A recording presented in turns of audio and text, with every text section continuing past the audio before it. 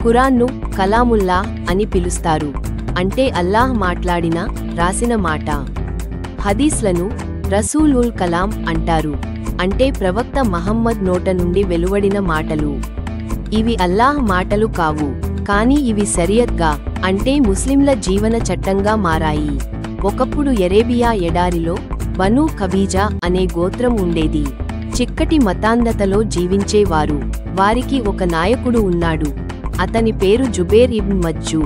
ఒకరోజు ఆ వ్యక్తి ప్రజల ముందుకొచ్చి ఇలా అన్నాడు: దేవుడు నన్నే తన దూతగా పంపాడు.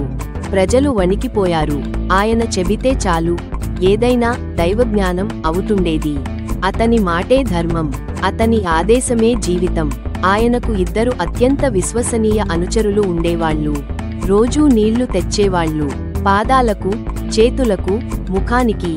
ఒకరోజు జుబేర్ మజ్జూ చేతులు కడుగుతాడు, ముఖం కడుగుతాడు, తరువాత నోరులో నీళ్లు చప్పరిస్తాడు.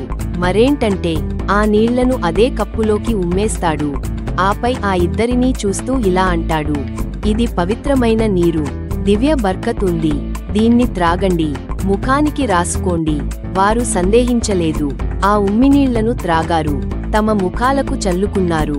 ఇది విని మీలో చాలామందికి అసహ్యంగా అనిపించి ఉండొచ్చు. ఇది ఒక కల్పితమైన మతకథే అనిపించి ఉండవచ్చు.